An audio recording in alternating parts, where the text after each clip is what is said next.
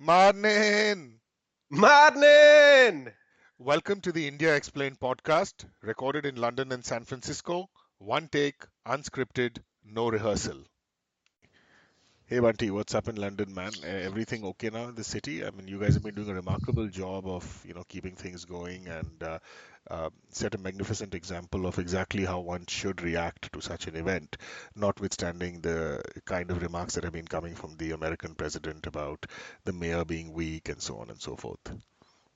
Yeah, I think London has dealt very well with these terror attacks. Londoners in general take the view that we've survived much worse and much bigger enemies than a bunch of, radicalized Muslim clowns. And that is what they are. I think, by calling them terrorists and, they're just like a bunch of a group of people who are just plain mad. And you have to deal just like you deal with mad people in other parts of the world. You deal with this madness, and it's the unfortunate thing is kind of it links it to a faith, and that's unfortunate. But yeah, I thought Trump's comments were very odd because we've got a Muslim mayor in a European city. It just kind of messes with his little head. Because he just can't get around the fact that there is a Muslim man who is responsible for one of the largest cities in Europe, Right. and that just throws him. But Right. that's him, not us. The problem's not here.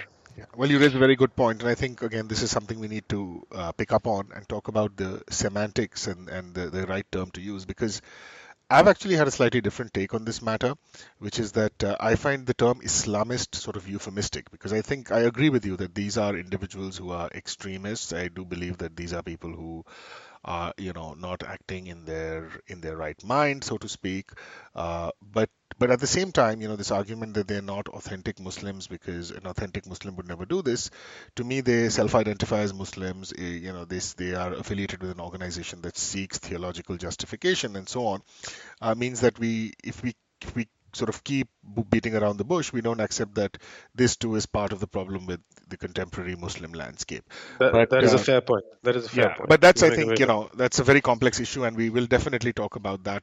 But in the meantime, on to, relatively, more benign topics that I believe Air India, our beloved national airline, which, was nationalized by Indira Gandhi, right? And has never really gone back to its glory days under the Tatas. There's some talk about privatizing it, and I've been hearing this talk about privatizing Air India. I think it's the second or third thing that any Indian baby hears, like, mummy, papa, and will Air India be privatized, like post 70s. I've been hearing this for as long as I can remember, but there's a union that's very upset about it. So, what are your thoughts on this matter? I think one of the most interesting things about Air India is it probably has about 45 aircrafts, and it's got an appalling kind of staff to aircraft ratio, whereas other airlines say have, I'm just throwing these numbers around, no basis in fact. It's a bunty generalization, which is like suppose Lufthansa for every aircraft has 100 staff. Probably Air India has 1,000 people for one aeroplane, right? So there's a huge employment base. Right, Look, and different people, and we spoke earlier on in other episodes about, when that Shiv Sena thug slapped an Air India staff. right, Air India stood up and said that this guy wouldn't fly. Then the parliament stepped in and allowed him to fly. So Air India has always, when it has worked, it's a government-owned airline. It's worked under ministers who have very little idea of anything, and to start with, and then to have them run an airline is just asking for the moon. It's just right, not right. going to happen. So it's a mismanaged airline with a very bloated staff count. Uh, that said, I think you're so right. This mummy papa Air India will become private has been going on for a while. One of the things that's stopping people from buying Air India is it's saddled with a huge amount of debt. So Mm, if you look at a company, it has the kit, it has the employees, and it has debt. Those are the three things. So about 45, 50 aeroplanes, mm, however many thousand staff, mm. and a humongous amount of debt. I think it runs into like billions of crores or something. Like, let's just look at it as a huge number. Right. So if you are a prospective buyer for Air India, you'll say, I like the fact Mm. that you have 45 aeroplanes. In 5 years' time, I can probably trim down the staff, take out all the people who are on different types of nepotism, quotas, etc. And just make it on a competitive basis. Right. So lose staff and or reduce, make the staff more efficient. So it does that. But what they can't shake off is the debt that the airline is saddled with, which has happened over decades of mismanagement, where bad money has been thrown after bad. Right. Um, my only saving grace in all of this is, as a national airline, what Air India does have, what is becoming very precious, as little as I understand of the airline trade, is the slots that people have on an inter-country basis. So, for instance, the UK has a number of slots of flights leaving Heathrow and landing into major airports, international airports in India, right? Likewise, India has a reciprocal arrangement to land those very number of reciprocal flights into a Heathrow or a Gatwick, and I'm sure it exists in San Francisco, those kind of reciprocal rights with a little give and take. What is precious is, because Air India has become over a period of time a small or a stagnant airline, it hasn't occupied all the slots that it can fly, whereas other airlines have, you know, so they are taking the rights of flying to India, but an Indian flag carrier hasn't taken the rights to fly to their bit of the world. Those slots are very expensive, and if somebody can come around and monetize those slots, so effectively say that one of the ways in which you look at our debt, the amount of money we owe, because we'll deal with our plane problems and our people problems, is we'll auction the slots off to, and the Middle Eastern carriers, which are generally cash rich and heavily subsidized by the government, because they're just rolling in it. That's why every football, cricket, tennis, ludo, billiard, kabaddi match is sponsored by Emirates. Right. The reason they do it is because the sponsorship budgets are huge and Right. they're operating, so they're kind of a bankrolled airline.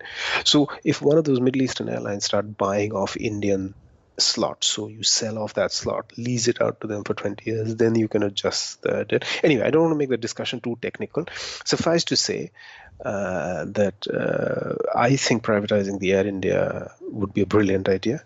I think hopefully the service would improve. I would love for it to be owned by the Tatas, because they know how to run airlines, and maybe this Vistara thing that the Tata folks have done with Singapore Airlines is a precursor to that. That being said, I don't think the Tata Group is very close to the current administration, and I'm thinking it's probably being like, the question in these kind of deals always is, who is the government lining it up to be sold to, Right. uh, and who will kind of be the winner out of this? And my needle points toward the Ambani brothers, Right. one of the who will need to, who will pick up, um, if that is what happens, that would be Right. not justice done. Right. That's my view on this. Yeah, I mean, I think you've pretty much said, all that needs to be said about this issue, and I think yes, with the Ambanis, branching out into defense, into other fields, they definitely are waiting right there in the wings. Also, the fact, interestingly, that Ambani has been given 7 months to an extra 7 months to pay up the massive sum of money, 48,000 crores or something like that, which he owes Indian banks, right? Public sector banks. Adani owes 72,000 apparently, tells you that he's in a very, very comfortable position as far as the government is concerned. I'll just take this in a slightly different direction towards sort of wrapping it up. The story you sent me was in the Times of India, June 1, 2017. I think it's a PTI uh, release, a PTI news release, which has then been featured in the Times of India. And the title is "Proposal to Privatize Air India Arbitrary: Employees Union." Okay, update PTI updated June 1st, 2017. Now, to me, what is very interesting here is like the article is sort of boilerplate, right? The same thing that you've heard unions say, but the word arbitrary. Now, when the employees union is saying that this is arbitrary, the implication is that everything else about Air India is rational.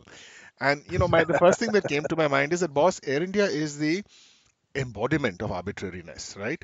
If you want to talk arbitrary, if you're an Air India beta, you don't talk arbitrary because I'll give you an example of the randomness of Air India. Okay, so just sort of bear with me if this example gets tedious. But several years ago, when many years ago now, I think it was maybe 10 or 12 years ago, when I was in the US as a grad student, I was traveling back to India. Okay? My wife and I were traveling back to India. And on that occasion, a travel agent had got us a good deal from Air India. Now, what happened is that the flight out from San Francisco, all the flights out from San Francisco were delayed.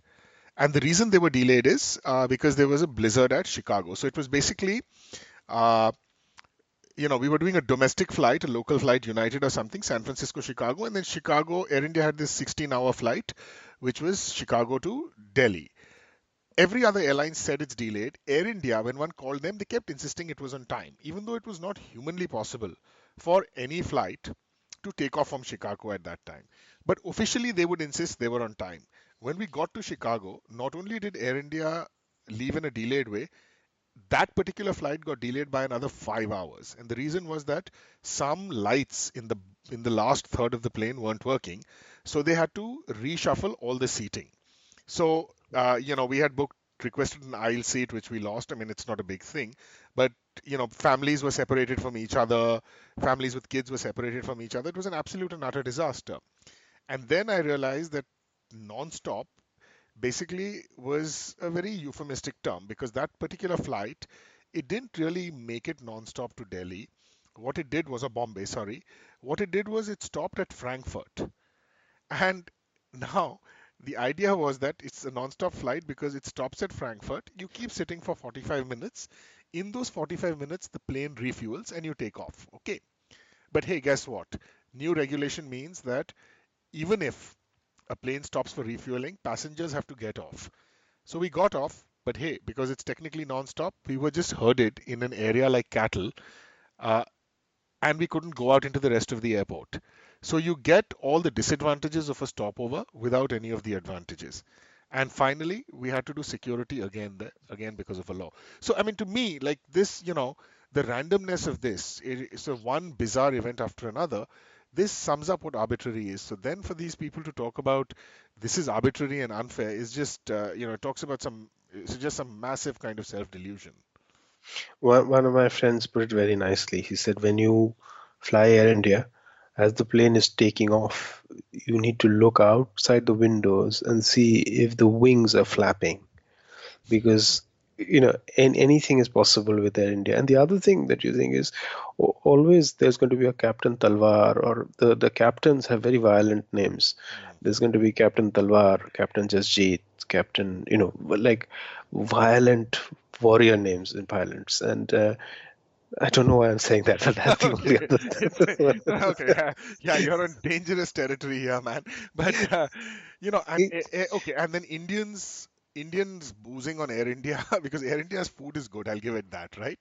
The food Yeah. is very good, and also like the poor, stewardesses and stewards, they get bullied by Indians saying that I want fourth bottle of mini Johnny Walker, but then the rest of if you're next to that Indian uncle who's had like eight Johnny Walkers, I had a friend who was petrified because one guy nearly threw up on him. So throughout, this guy was traveling on a flight with me, but he had a different seat.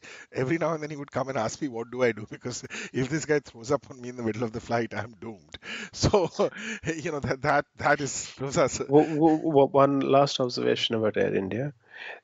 Air hostesses in Air India carry more weight than other airline air hostesses. I know that I'm in dodgy territory here, but bear with me. My concern while boarding a flight is that in the event of an emergency, how is a lady who can barely push a trolley right. uh, be responsible for evacuating 300 adults and children Sure, it's a good in a point. safe? So I think Well, that is I'd reframe it as a question of fitness more than weight. okay.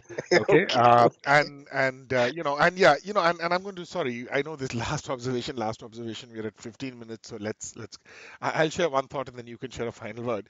I remember Khushwant Singh, who I still believe Khushwant Singh his best work was in his jokes, not in his fiction or his history. he made a very good remark. He said that, boss, when you're flying in India or you're flying out of India, this is in the 70s. He said only international airline was Air India.